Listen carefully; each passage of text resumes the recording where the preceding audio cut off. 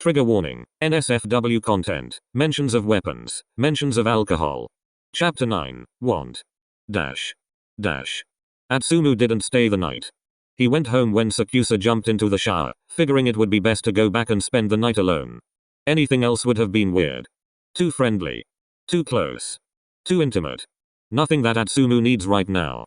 Nothing he should feel with his foe in the first place. They passed the information about Osamu and Terashima to Ikoa and are now waiting for the Q-Micho to get back in touch.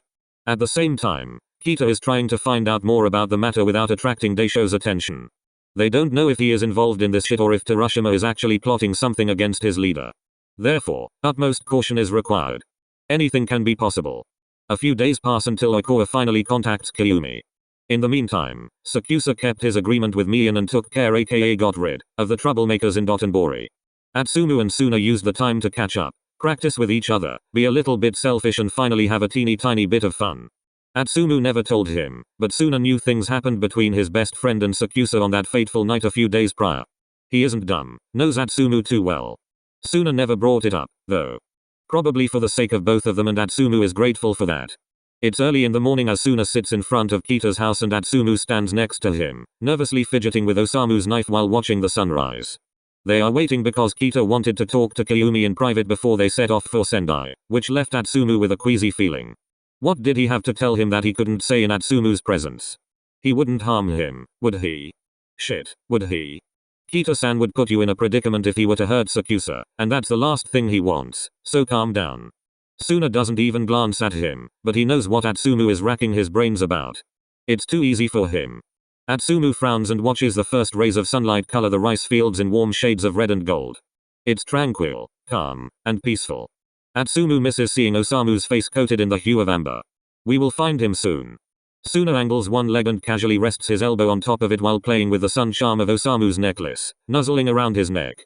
He has been wearing it since Atsumu gave it to him. Suna's gaze is somewhere far away, taking in the sun. Yeah, breathes Atsumu. His eyes flicker to Suna. We've almost got him. I know we do. Suna's gaze snaps up as Atsumu steps beside him and lowers himself to sit down. He watches him as golden eyes mingle resolutely with the crimson of the rising sun. Suna recognizes the determination and the concern about everything that awaits them. Whatever you do, he swallows the lump in his throat. Watch out. Watch out. Be careful. Don't get hurt. Don't fall in love. Atsumu's gaze wavers. Then, he turns to Rin. I will. There is too much meaning in Suna's words. None of them can be misinterpreted. Suna gives him a smile that doesn't reach his eyes and lightly ruffles Atsumu's hair, trying to lift the mood. It's a lighter blonde than it was back then. Rin withdraws his hand. Wherever he is, I hope Samu didn't get the idea to dye his hair grey again. Fuck you. Atsumu laughs and gives Rin a gentle jab in his ribs. It elicits a genuine laugh on his part from his lungs. Oh, it's been a while. Could be one of those twin connection things, you know? Yeah, just scared you'll fall madly in love with him all over again. Suna's smile slowly fades. His gaze is everywhere. Atsumu's eyes can't catch it. Atsumu swallows thickly. His smile is similarly washed away in a split second. Suna stares back at the sunrise and remains quiet. Atsumu drops his head on Suna's shoulder, his cheek touching the soft fabric of his jacket, and follows his gaze. For a moment, no one dares to break the silence. That is until Suna takes a deep breath and rests his head against Atsumu's. I never stopped loving him, Atsumu. Never. Now Atsumu is the one swallowing thickly. His arms are wrapped around his legs. Do ya think that will change when you see each other again? 2 years is enough time to get over a guy. He loved you too much for that to happen, Rin. Atsumu tilts his head so that he can peer up at Suna. Rin is already glancing down at him. I wish you were right, Atsumu. Rin's gaze drifts back to the sun. I hope so. He would always want you. Rin's body tenses. He forces a pained smile onto his lips but doesn't bother to look at Atsumu. He can see it, though. The desire to get Osamu back. The longing for him. The urge to wrap his arms around him. Suna isn't someone who's particularly easy to read, and yet it's always been a breeze when it comes to Osamu. I'm sorry, Sunarin. For accusing you that this was all your fault. For leaving you just like that.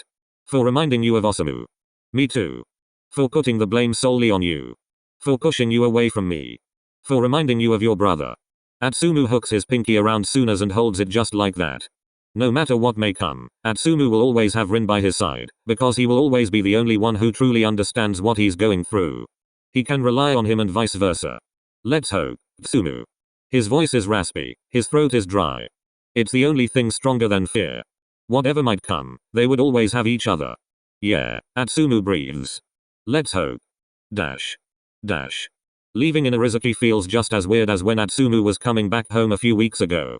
Of course, he's going to miss his friends, and leaving Suna alone all over again doesn't feel right either. But if they want to find Osamu as soon as possible, they need to split up. That's the most reasonable thing they can do. So, as long as Atsumu is going to check the area around Miyagi Prefecture, Suna will take care of the west of Japan. Atsumu will return to Ikoa while Suna digs into Daisho's territories.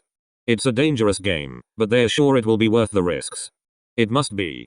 Atsumu wonders if everything Kyumi has learned in Inarizaki over the past few weeks has been for nothing after he has traded his motorcycle back for his car and his combat gear for turtlenecks and slacks. He looks good in a suit, that's a given, but there was something about the assassin style on him that fueled Atsumu's hunger a bit more. Or it was simply the fact that for a brief moment, he forgot that Sakusa still belonged to Yakuza. Atsumu wished he wouldn't.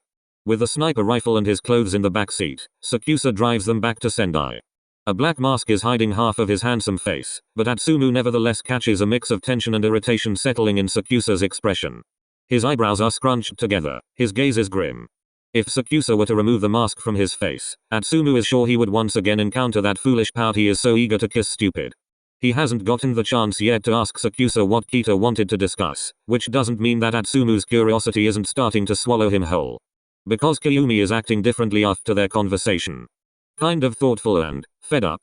Then again, Atsumu recalls that Sakusa is always fed up. Still, something about him felt off. Frown a little harder and you might actually pop it. Sakusa, in fact, frowns even harder, his expression now consumed by confusion. He chances a glance in Atsumu's direction, then immediately refocuses on the road. He mutters something under his breath sounding suspiciously like when am I finally going to get rid of him, and Atsumu can't stifle a grin. Nah, that ain't gonna happen too soon, sweetheart, Atsumu says nonchalantly and leans back. For a moment he contemplates kicking his feet up on the dashboard just to piss Sakusa off but decides against it because Kyumi is kind of intimidating. On the other hand, Atsumu is curious whether he would actually kill him for doing so or not. Atsumu decides he would. For sure actually. Shut up. I wasn't talking to you.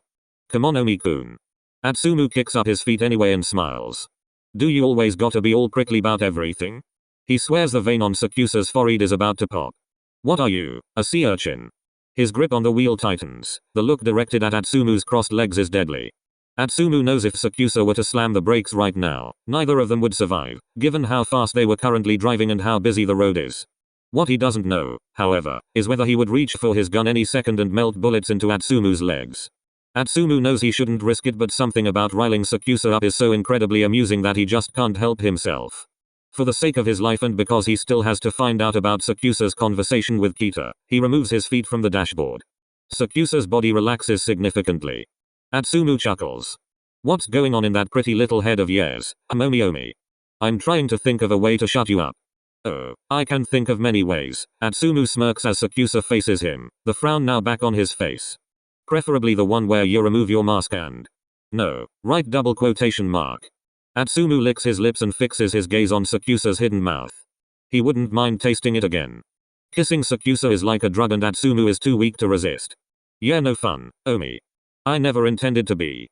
What a shame. Atsumu's voice drops. He shifts in his seat.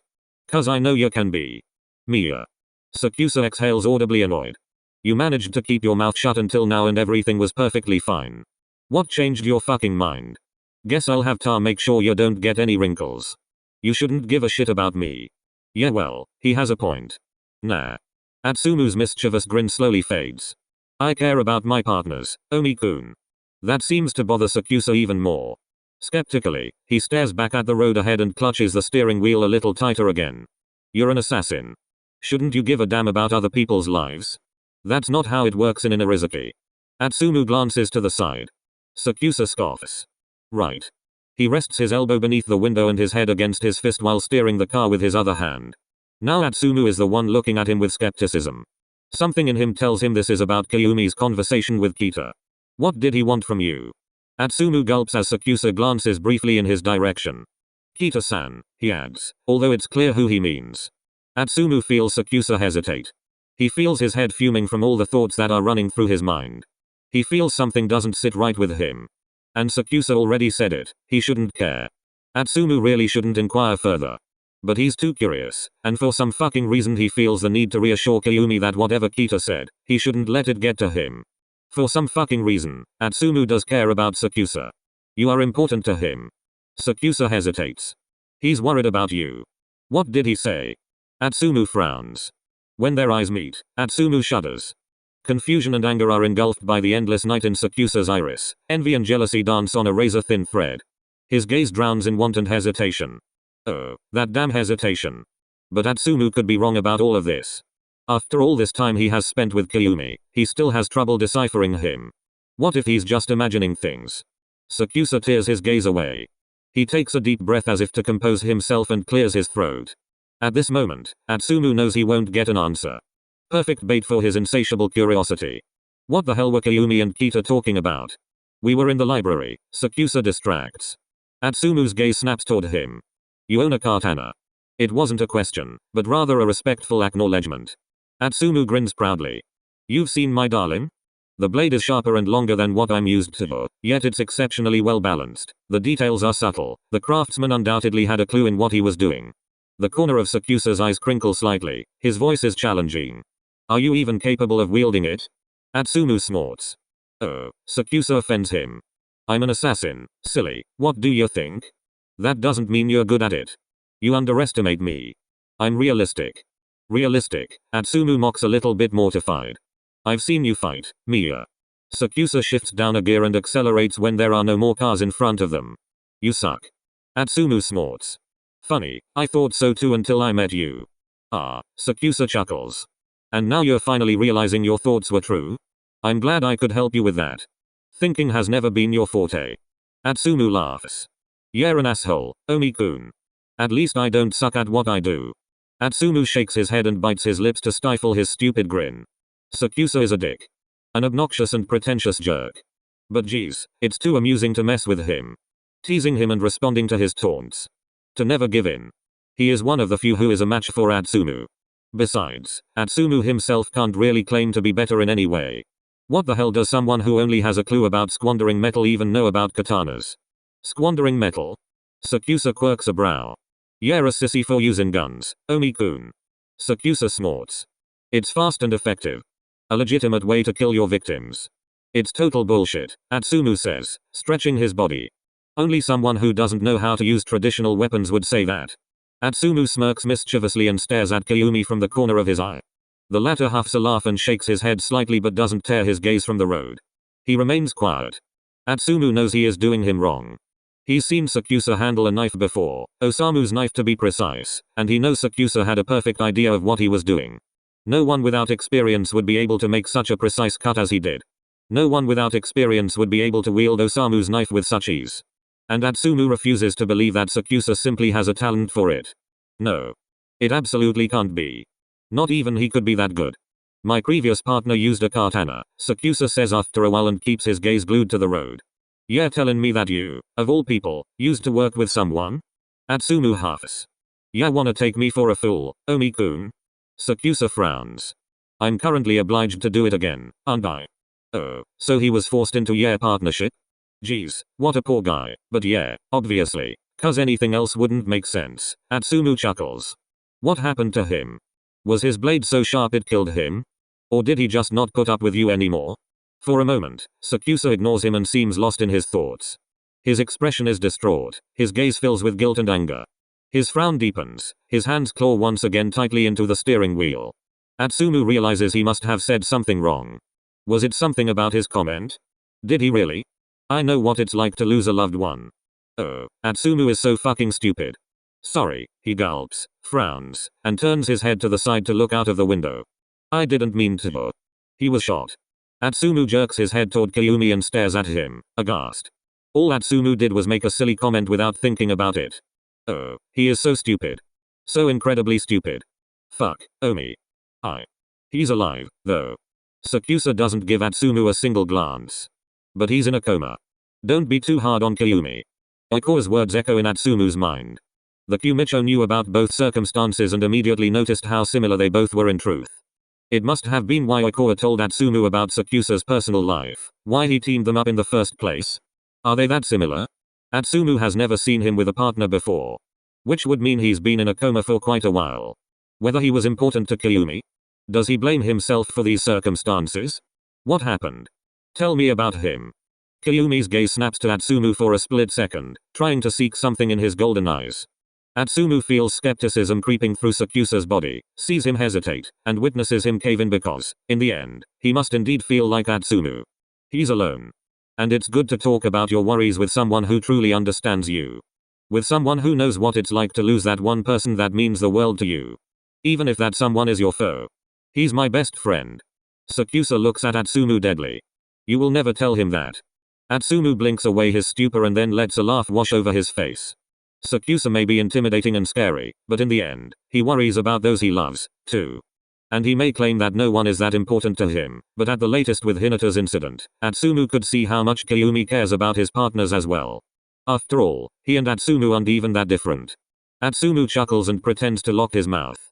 Then he beams at Kyumi. My lips are sealed, Omi-kun. The corners of SakuSa's eyes crease as he breathes out a smile.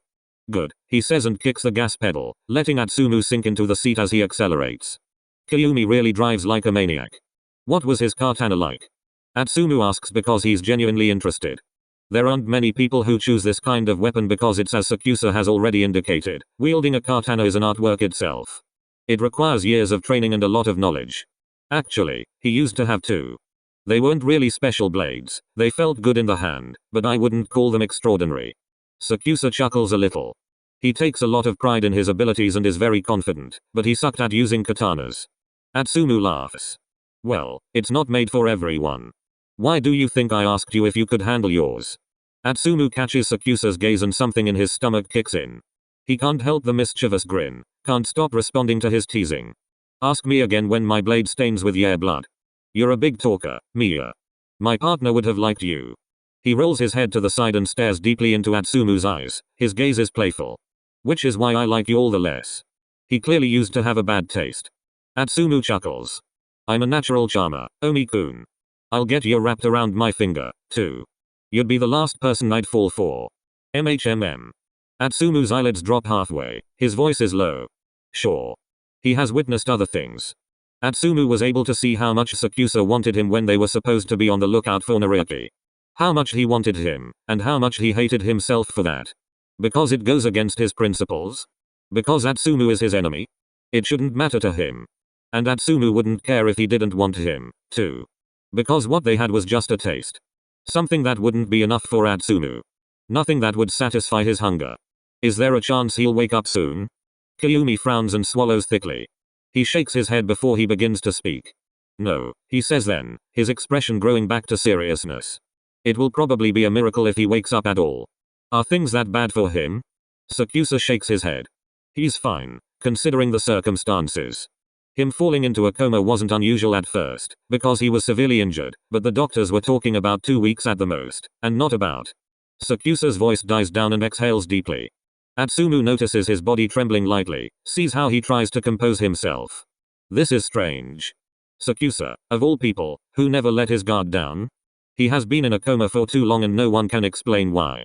Shit. Atsumu can only imagine what it must feel like to be so close to your best friend and yet so far away. The guilt that haunts you, the thought of why it didn't happen to you. I should have been in your place, Samu. Me and not you. What happened? Atsumu doesn't know why he asked. He doesn't expect an answer. There's no reason why SakuSa should tell him. They're not even close. The job was messy, he got shot in the spleen in a moment of carelessness. I shot back but I don't know if I hit the culprits or not. You had to take care of him.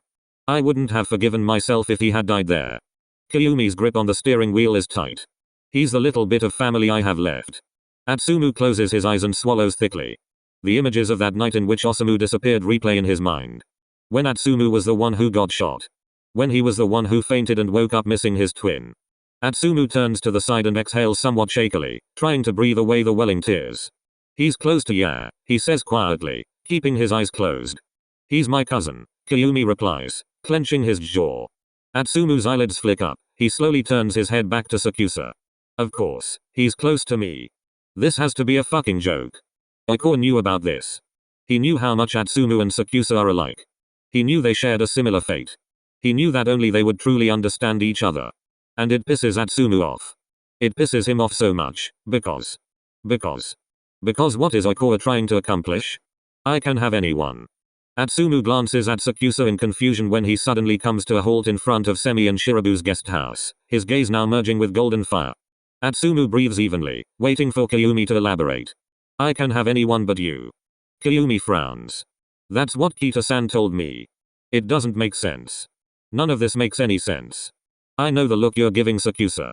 Huh. Atsumu scoffs, opening the door while his confusion drifts into annoyance. Why does everyone think they can judge what's good for him and what isn't? What a load of bullshit, Atsumu says, steps out of the car, and smashes the door shut. What the fuck is going on? Dash.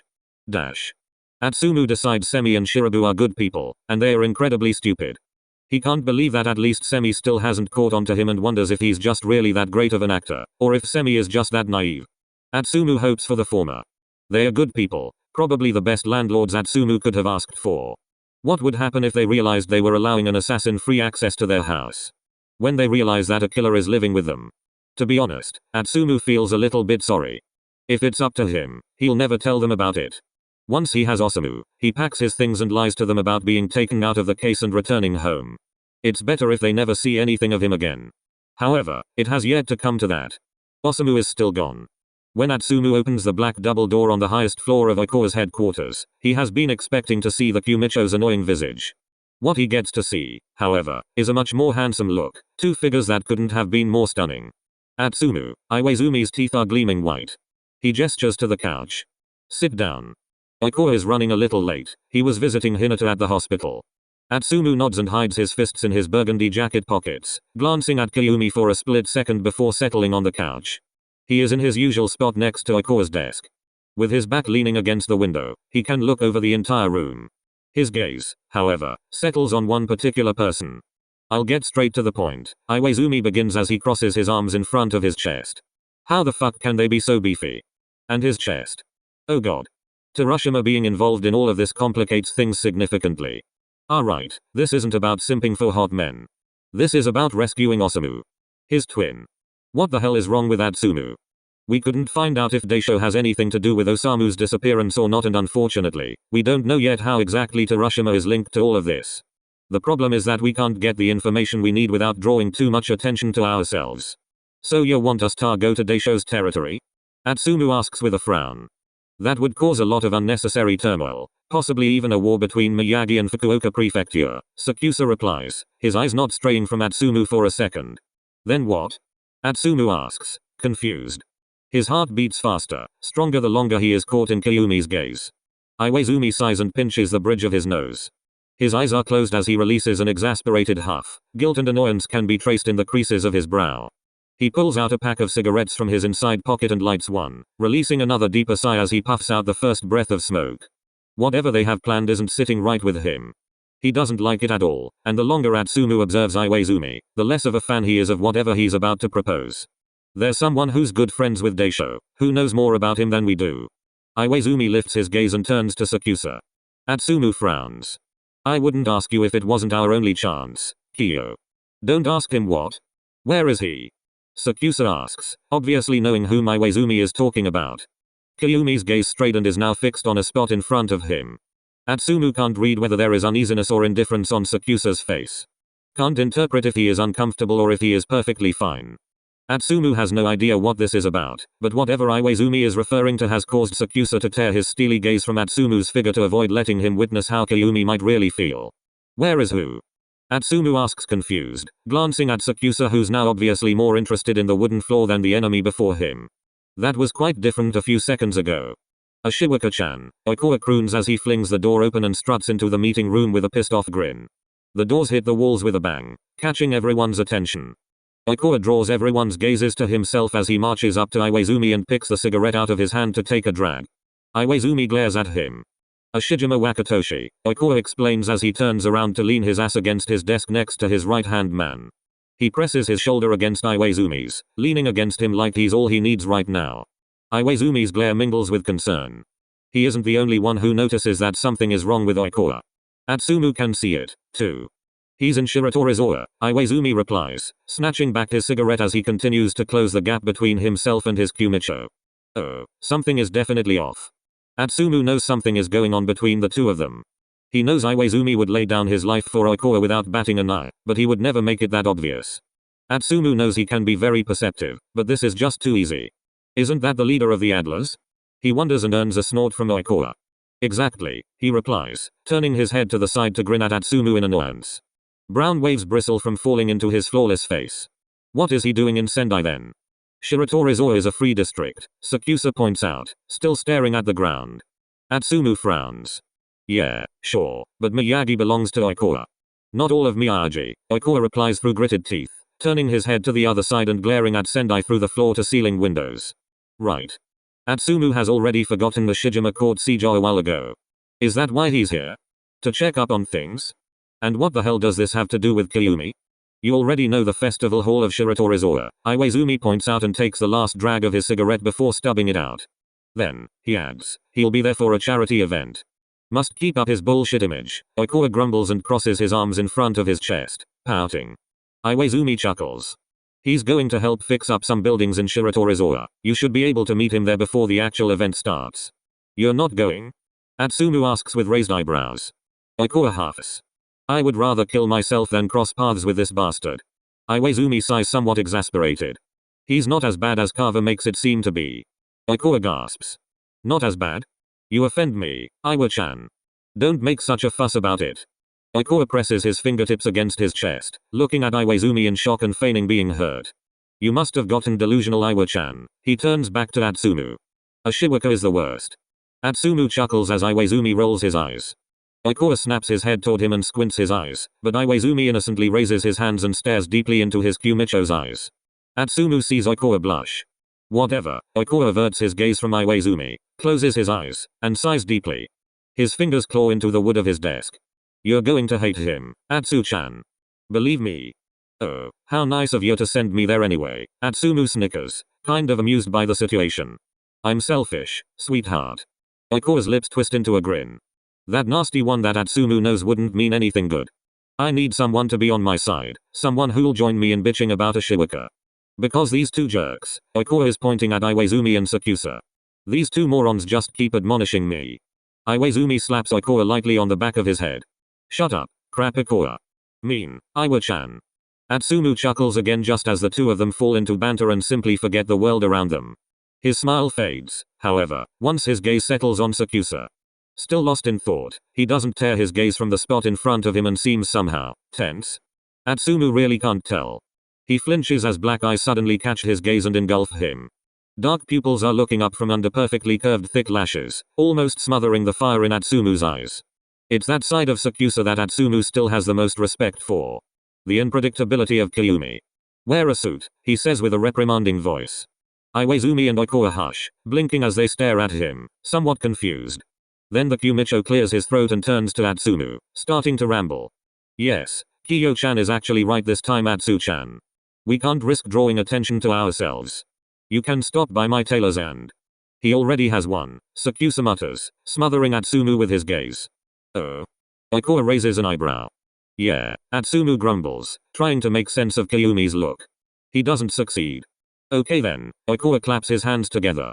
Since Kiyo-chan is joining you, I don't think it should happen, but just to be sure, don't screw this up. Atsumu snorts. Oh, I know how to behave, don't worry. Iwaizumi raises an eyebrow and grins mischievously. Ikuo chuckles. I wish I could see that. Dash. Atsumu can't believe he banished his tech wear for this. He wears a plain white shirt that hints at the contours of his muscles but never entirely reveals them. It's tucked into a pair of grey, lightly plaid slacks that hug his thighs and ass tightly in just the right places. He wears a jacket over his shirt in the same pattern as his pants, the crescent moon charm of his golden necklace still clearly visible over the white shirt. Atsumu wears a black leather belt, not exactly because it's necessary, but because 𝒂𝒄𝒅𝒒 must have thought it would look neat, and he was in fact right. Various knives are hidden beneath his clothes, osamus within reach attached to a leather shoulder holster underneath his jacket. His outfit is made perfect with his beloved white sneakers, shining as bright as on their very first day. To be honest, Atsumu looks impossibly hot. 𝒂𝒄𝒅𝒒 definitely knew what he was picking for him. Still, he misses his baggy jacket beneath which he could definitely fit more knives. His cargo pants, which aren't quite as tight and allow him to hide a lot more weapons than underneath the slacks while still showing off his ass. Atsumu misses the little extra weight on his back. The long and sharp blade he knew wouldn't miss anyone. Miyu Atsumu. Atsumu's gaze snaps up as he turns and looks into ocean blue eyes. Tobio-kun, he smiles. I never told you my name. Kageyama takes a seat next to him at the bar and orders a brandy. He eyes Atsumu from head to toe, then smirks, but doesn't elaborate. I guess I never really thanked you for saving Hinata. He takes a sip and then looks at Atsumu sternly. Thank you. He wouldn't have survived without you. Atsumu stares at him, kind of startled, not really able to accept his gratitude when he was the one who put Hinata in that situation in the first place. Besides, Atsumu still doesn't understand why Kageyama cares. He is Hinata's rival, shouldn't he hate him? Shouldn't he want him dead? Shouldn't you stop caring about Kyumi, too? Atsumu gulps. Nah, this whole thing was kind of my fault. No need to thank me. Also, I should be thanking you for taking the blame for Yako. Kageyama chuckles and shakes his head. Hinata mentioned you would react like that. That was a matter of course. No need to thank me. Atsumu stares at him skeptically. So you two did talk? Only once. I sneaked up to him at night and he was too tired to give me a hard time. Atsumu's eyes widen. He has mixed feelings about this. Kageyama doesn't seem like someone who would hurt Hinata, really, but Atsumu doesn't know him. He could be an outrageous killer, and everyone would fall for his charm. The fact that he can just sneak up on Hinata at night doesn't necessarily reassure Atsumu. He told me it will take him a while to fully recover and get back to work. Atsumu nods. Ikuo told him the same thing when he returned from visiting Hinata. So, Kageyama must have stopped by just a few days ago. You're very close, ain't ya? Kageyama breaks his gaze and focuses on the brandy in his hand instead. He swallows thickly but doesn't answer. Although isn't that already an answer itself? Why are you here? Kageyama asks instead and manages to glance back at the assassin. Atsumu watches him from the corner of his eye, looking down at him with an observing gaze. Looking for Yakumicho. Wanna tell me where he is? Kageyama takes another sip, then nods his head in the direction behind them. He's with Sakusa. With Omi? Atsumu whips his head around and spots Sakusa standing with an attractive man about the same height as Kyumi, if not a little taller. Dark olive brown hair and matching olive-colored eyes sparkle at Atsumu's rival in a way that makes his stomach twist. He is pretty. Handsome. Dressed up in his deep purple suit and his charcoal gray shirt underneath, he is definitely one of the good-looking people in the room. He stands out with his beauty. Ashijima Wakatoshi has a stoic expression on his face, looks rather intimidating while his gaze tells a completely different story. He seems to be lost in the man before him, drowning in that deep night that's supposed to be meant for Atsumu only. And God, he hates it. Atsumu hates how Ashijima is allowed to look at Sakusa and hates even more how Sakusa stares back at him. Like he hung the stars. Like he has known him forever. Like he's the only person he trusts. Excuse me. Atsumu clears his throat, rises from his seat, and leaves Kageyama alone to walk in their direction. They seem to be deeply involved in a conversation, listening to each other as if they were telling the most secretive stories. Maybe they are. Atsumu doesn't know. And he doesn't care. As he approaches them, he manages to catch both of their eyes. Of course, he does. The way he's dressed, Atsumu practically has to draw attention to himself. Omi-kun, he forces a smile. I didn't realize you were already here. Miya. Kyumi's voice is even, staring into his golden eyes for a moment before turning back to Ashijima. Atsumu can't read him. For fuck's sake he just can't. This is Ashijima Wakatoshi, the Kumicho of the Sweden Adler. Wakatoshi-kun, this is Miya Atsumu. Wakatoshi-kun. It's a pleasure to meet you, Miya. He offers his hand and waits for Atsumu to shake it. Atsumu peers down but keeps his hands in the pockets of his slacks, staring back up into the man's olive eyes. Likewise, he fakes a grin and tilts his head. Atsumu doesn't mean it at all. Ashijima huffs, like he knows Atsumu doesn't. I just told Ashijima about your partner and that we have a picture of him and Terashima. Oh, so they were talking about Osamu? Why would Kyumi seem to be so invested in that? As if he'd throw himself into it for Atsumu? Sakusa Kyumi would never do that for him. What the hell is Atsumu thinking?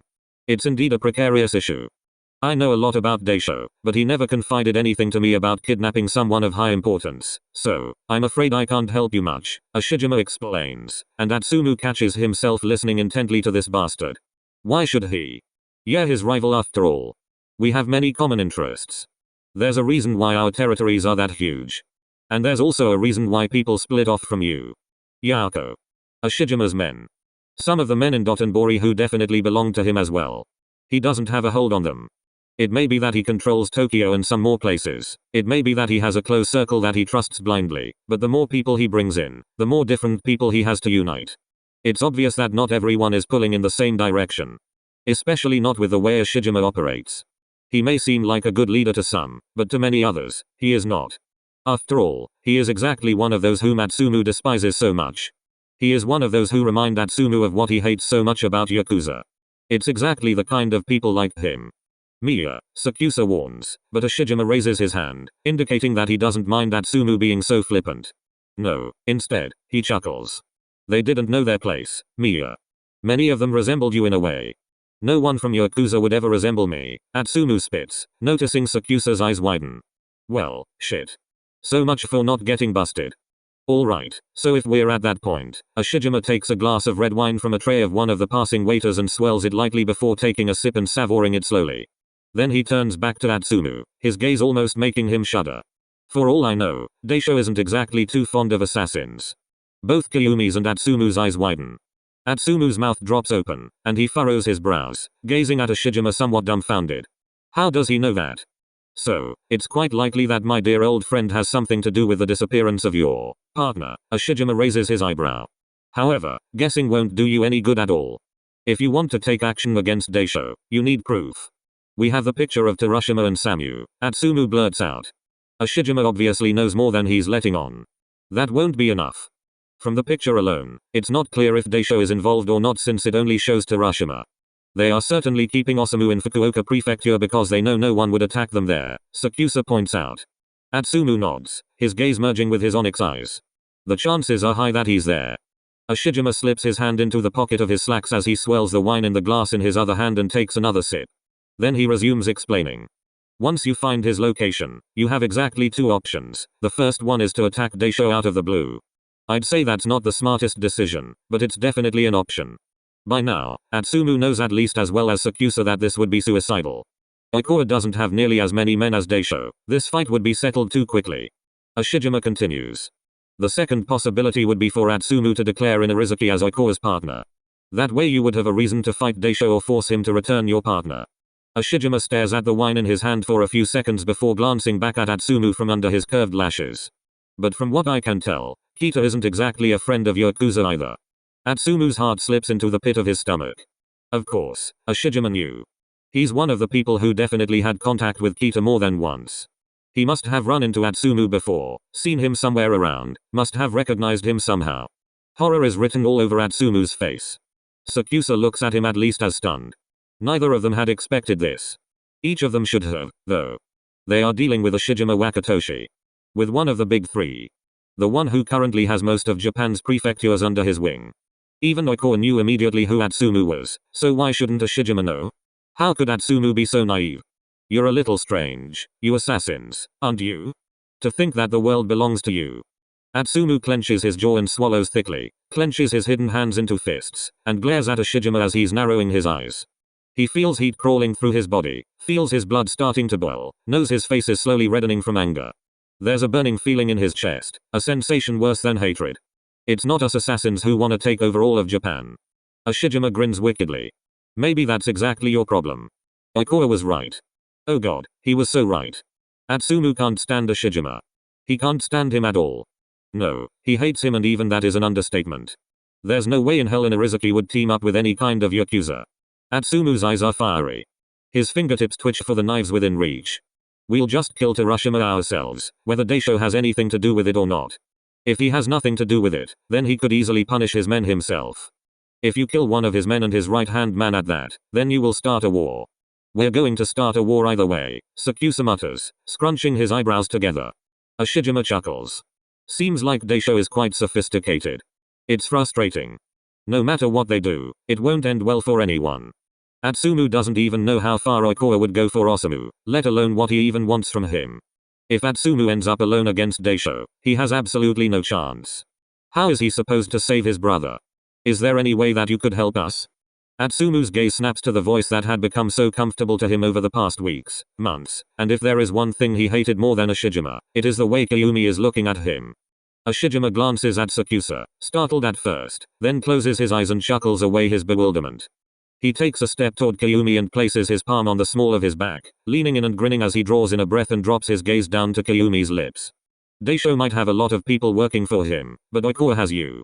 If what Atsumu felt a few minutes ago was supposed to be anger, he doesn't know how to describe the feelings he's having right now. SakuAtsu didn't even flinch when Ashijima touched him. Didn't make a face when he leaned into him. Didn't even consider pulling his gun when his eyes fixed on his mouth. Why? Why does he allow this to happen to him? Why Ashijima, of all people? Atsumu frowns hard and doesn't get it. He doesn't get why Kyumi is so obedient to this bastard. He doesn't understand why there is a blush crawling up his cheeks when all he should be feeling is hatred. Atsumu doesn't get it and it makes him angry. So fucking angry. The moment we set foot in there, we'll lose. Not even Omi could handle so many men. He's right, Wakatoshi-kun. I'm flattered you think so highly of me, but you made your choice back when you could. If Oikawa is the Q-Micho you wanted, then Oikawa will be the Q-Micho you will go down with. Atsumu's eyes widen. Kyumi gulps. Ashijima takes the last sip of his red wine and sets the glass down on another waiter's tray. Then he tilts his head and looks down at SakuAtsu somehow maliciously. There's another option. If Oikawa decides to work for me, we'll have a deal. Because I doubt there's any other way to get you on my side, is there? Kyumi swallows thickly while his pupils dance back and forth between Ashijima's eyes. Now he's certainly uncomfortable. Atsumu can feel it. And the nails digging into the flesh of his palms would start to hurt if it weren't for Ashijima's infuriating behavior. Kyumi stares at him for a moment longer until his gaze suddenly drops to the ground between them, and he starts mumbling. Thank you for the information, Wakatoshi-kun. We hope you enjoy the night. Then he grabs Atsumu's arm just as he was about to grasp a knife and stops him in his tracks as if he had known. He pulls Atsumu away from Ashijima, dragging him towards the exit, breaking off the conversation right there before the situation can escalate.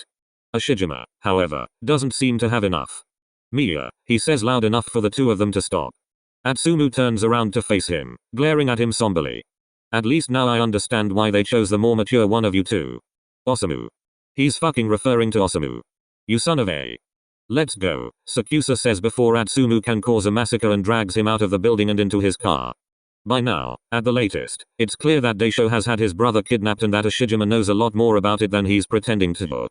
Now at the latest, Atsumu realizes that one day he will kill every Yakuza member in Japan, and he will start with Ashijima. He says nothing when SakuAtsu drives them back. Says nothing when Kyumi's gaze keeps catching on him over and over again. Instead, he gets lost in his thoughts. Thoughts about Osamu, about Daisho, about Ashijima, and about how he can bring them all down to save his brother. For once, Atsumu doesn't know. He doesn't have a fucking clue. Dash. Atsumu frowns as Kyumi parks the car in front of the all too familiar hotel. SakuAtsu takes a deep breath as he kills the engine, his hands still lingering on the steering wheel. Omi? Atsumu asks confused, but SakuAtsu doesn't reply. Instead, he unbuckles his seatbelt and opens the door to get out. Atsumu hurries and does the same, looking at SakuAtsu in confusion as he circles his car and walks into the lobby with his gloved hands shoved in the pockets of his slacks. What the hell are they doing here? You've been awfully quiet ever since we left 𝒕𝒍𝒂𝒄𝒆𝒅. They sit down at the bar, one of them completely lost in thought while the other observes the bartender, waiting for her full attention. SakuAtsu orders something that Atsumu doesn't catch, and it doesn't take her too long until each of them gets a glass of whiskey. High-end shit that Atsumu would have never ordered because it's way too expensive. Figured you could need a drink, SakuAtsu adds and observes the way the bartender is working smoothly. Atsumu stares down at his own glass, wondering if what he's actually feeling is worry or at this point just pity. Both assumptions piss him off, making him feel like a child throwing a tantrum only to be held back by a parent. He lost control, he knows that. He almost killed Ashijima if Kyumi hadn't stopped him. Geez, what is wrong with him? That shit was embarrassing. Atsumu scowls at the glass before him, then tilts his head back to let the liquor melt on his tongue. Oh, it's a good one. Velvety. Probably the best he has ever tasted. An explosion of flavor fills his mouth, mixing with his saliva before slowly burning down his throat in a pleasant way. Hazelnut, toasted oak, sandalwood, and tobacco merge on his tongue, a successful blend worth every penny in the world. Kyumi definitely has taste. But it doesn't really help Atsumu ease his mind. Lingering thoughts and unspoken frustration sit deep inside him, but Atsumu tries to drown them. He knows it's better not to end his evening on a sour note. Today is just not his day. Tomorrow will be better. Hopefully. Ya know me so well, Omi-kun, it's almost as if ya know my every move. Atsumu says as he stares at his drink and swirls it around in his glass. Then he turns to Kyumi, trying to eye him up. You're admiring me that often? I tend to recognize the behavior of lunatics quite fast. I'm surprised you haven't spent some time in an asylum. 𝒂𝒂 raises his eyebrow, taking a sip. Or did you? Atsumu scoffs. You're a sore loser, Omi. Just admit this was the greatest chance you've ever had to get rid of that ass along the way. Your brain is as toasted as the aftertaste of that whiskey. 𝒂𝒂 deadpans. That was by far the worst timing I've ever seen. Hey, you definitely would have done it if you were me, darling. And make a fool of myself. To have my brains blown out within 2 seconds of trying? 𝒂𝒂 scoffs. No thanks, that's just your one brain cell being delusional. If you say so. Atsumu huffs, glancing down at his own drink before taking another sip, making the loudest annoying sound possible. The way 𝒂𝒂 grimaces, Atsumu can tell how much he's pissing him off. He can't help but chuckle. Do that again and I will rearrange your insides with your brother's knife. Ha, Atsumu smirks. You're flirting with me? Mia, 𝒂𝒂 sighs. Shut the fuck up. They sit in silence once again, both letting their thoughts drift. Atsumu is busy with his half-empty glass, while Kyumi downs his in one go and asks for a refill. The silence continues for a few more seconds until Atsumu opens his mouth again. 𝒂𝒂 whips his head around, ready to shut him up, yet he doesn't. Thanks, Atsumu mutters as he nervously slides his own glass back and forth between his hands, catching Kyumi off guard. Then he adds, for stopping me from actually killing him. Atsumu glances up, staring hard at the shelf of alcohol behind the counter to avoid Kyumi's gaze at all costs. However, he senses that something is wrong with Kyumi. That he's watching Atsumu with a frown. Atsumu manages to trigger something in him. Sure, Kyumi mutters, prying his gaze from Atsumu. Don't mention it. 𝒂𝒂 takes a sip of his refilled whiskey and frowns, doesn't add anything more to that. They just sit there and drink their liquor. Slowly. Savoring. In silence. And again, Atsumu's thoughts spiral, revolving around the one thing that still matters to him the most, driving him insane. Maybe, an asylum doesn't sound too bad. He frowns and sighs in frustration. Frustrated about everything and at the same time not knowing about what exactly. Should he bring it up? Does he let it go? What the hell should he do? Yeah. What the hell should he do? He should stop thinking about Kyumi when all of this is about Osamu. He should stop letting it all get to him. He should stop whatever having a drink right now is leading to. I just wanna get him out of there in one piece, Omi. Kyumi scowls at his whiskey and takes a deep breath as if understanding Atsumu. The assassin risks a glance, circling the rim of his glass with his index finger as he watches Kyumi. Even he seems to be lost in thought. An asylum for two? Sick. What's wrong with a partnership between Inarizaki and Miyagi? That is probably the dumbest thing you've ever said aside from your half-assed broken humor. Atsumu snorts, but Kyumi's frown deepens. Kita-san clearly cares about you and your brother. You don't think he would do that? And put everyone in danger? This isn't something that Kita-san alone would get to decide. Everyone else is also worried. Yeah, but that doesn't mean they'd team up with Yakuza. Atsumu sounds exasperated. Shit, Omi, that's not how it works. Inarizaki is all about freedom. No Yakuza, no one telling you what to do, no obligations, no sacrifices. Atsumu's eyes seem so pained, filled with sorrow and guilt. And Samu and I didn't even plan on staying there. I can't get them into shit and then run away. I know I'm an ass but not such a big one. 𝒂𝒂 meets his gaze and Atsumu shudders. He seems like he gets Atsumu's point, like he's seeing some kind of guilt or pain of his own reflecting back at him while he's holding Atsumu's golden fire.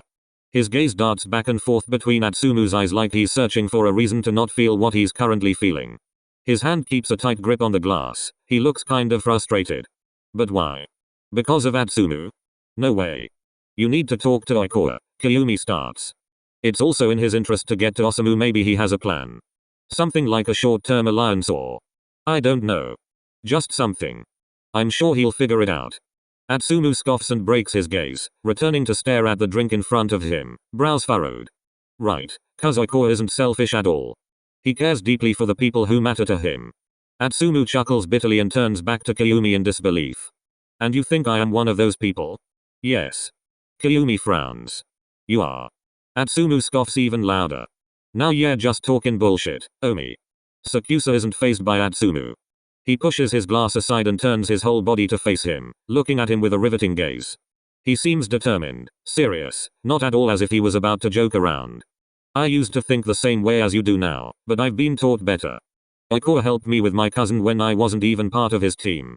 He didn't have to, but he didn't hesitate a second to do it anyway. Atsumu stares at Kyumi with wide eyes. Then he frowns. And at what cost? He asks in a low voice because he already suspects the answer.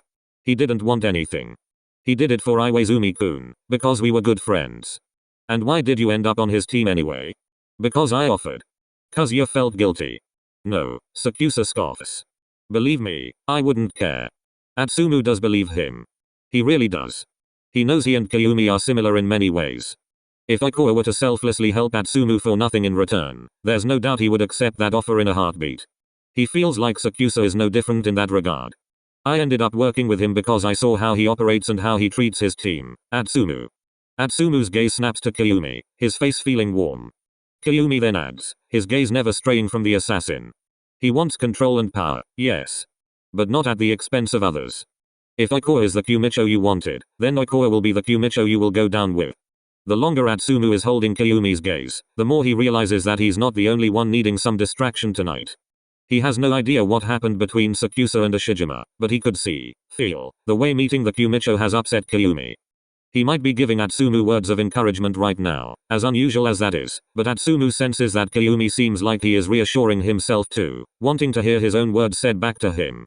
Assuring himself that joining Ikoa was the right decision. Assuring himself that Ashijima could have never been the better choice. Atsumu swallows. Yeah, he breathes, refocusing his gaze on the glass in his hands. He lets out a weak chuckle. Can't believe you're comfort in me, Omi-kun, you kinda suck at it. Atsumu glances back at him as he downs the last sip of his whiskey and meets a startled expression. Then Sakusa scoffs, closing his eyes, turning away from Atsumu again, shaking his head.